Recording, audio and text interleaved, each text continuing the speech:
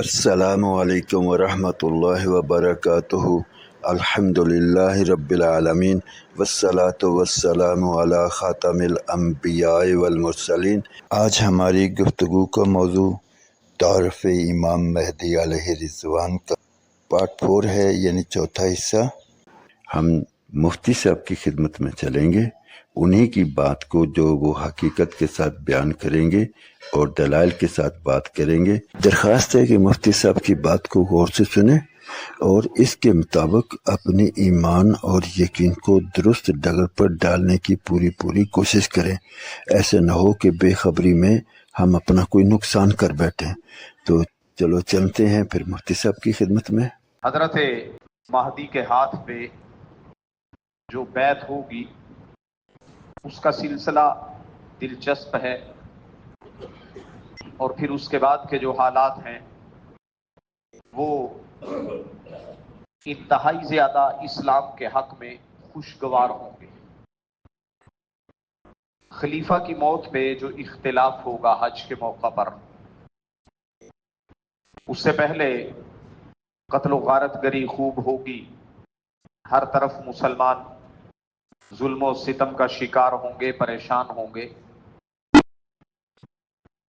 خلیفہ بنانے کے لیے جب اختلاف چل رہا ہوگا، اس سلسلے میں 7 علماء کا تذکرہ ہے۔ ان کے ناموں کا تو تذکرہ نہیں ہے، زمین کے مختلف علاقوں سے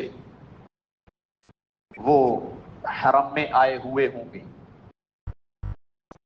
تو وہ پہچانیں گے حضرت مہدی کو سب سے پہلے۔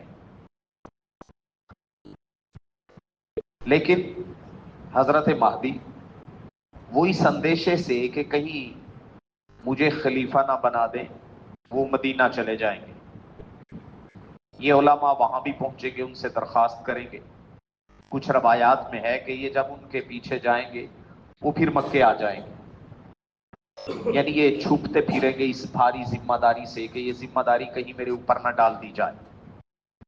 3 بار ایسا ہوگا، وہ مکے علماء مکے، وہ مدینے علماء ان کے پیچھے مدینے، پھر وہ مکے، پھر مدینے۔ وہ انکار کریں گے کہ میں خلیفہ نہیں بنتا، میرے ہاتھ پہ بیعت نہ کریں۔ یہاں ایک اور بڑی دلچسپ روایت ہے، اگرچہ وہ ضعیف روایت ہے، لیکن اس میں تذکرہ یہ ہے کہ ایک عالم کو غصہ آ جائے، وہ پھر غصے میں تلوار نکال لیں گے۔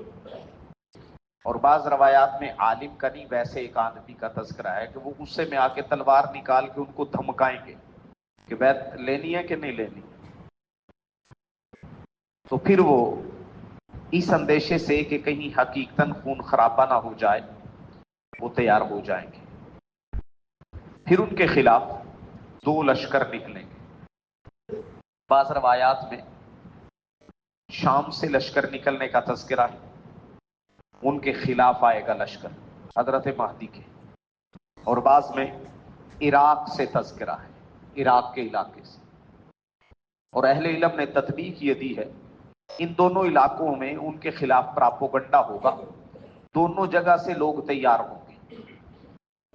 اصل مرکز شام ہوگا، لیکن عراق کے لوگ بھی ان سے رابطے میں ہوں گے، اور پھر یہ بڑا لشکر نکلے گا حضرت مہدی کے خلاف۔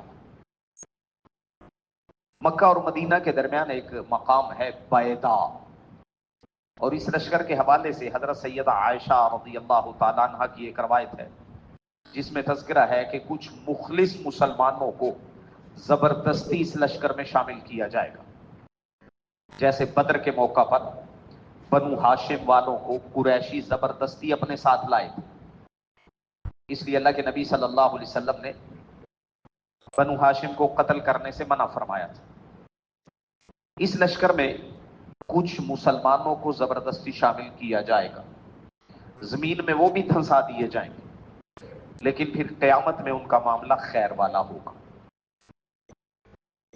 تو بہرحال لشکر نکلے گا، بیدا کے مقام پہ جب پہنچیں گے تو لشکر کے درمیان کا حصہ وہ زمین میں دھنس جائے گا، تو آگے جو لشکر ہوگا وہ پیچھے والوں کو آواز دے گا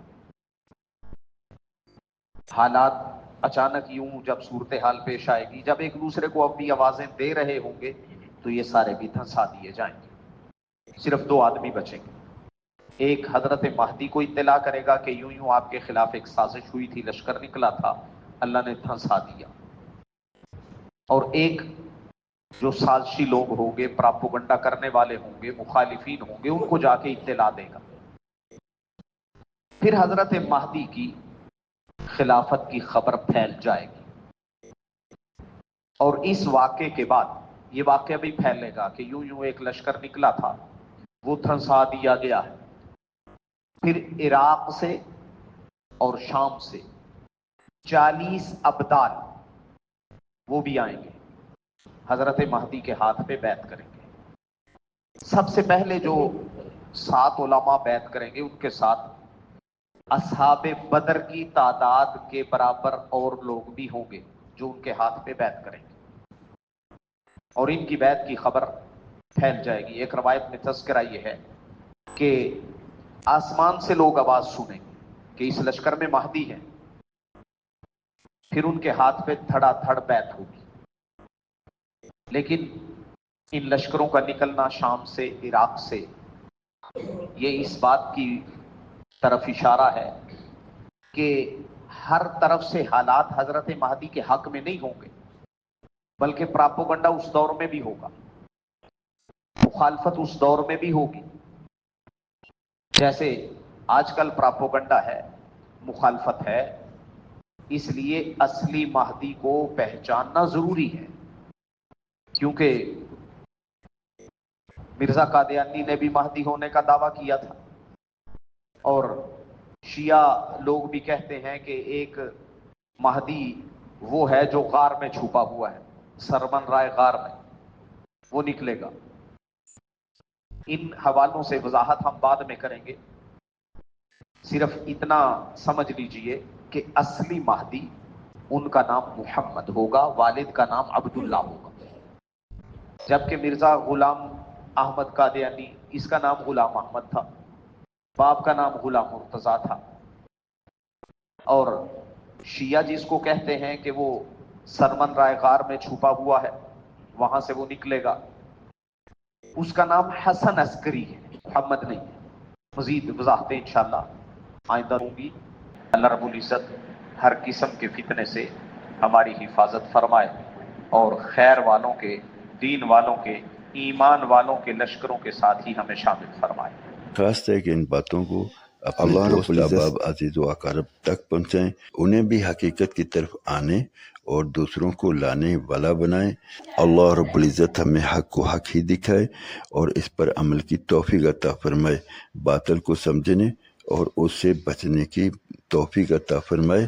اب تک کے لیے اتنا ہی، انشاءاللہ ملتے ہیں اگلی ویڈیو میں، تب تک کے لیے اللہ حافظ۔ السلام علیکم ورحمۃ اللہ وبرکاتہ۔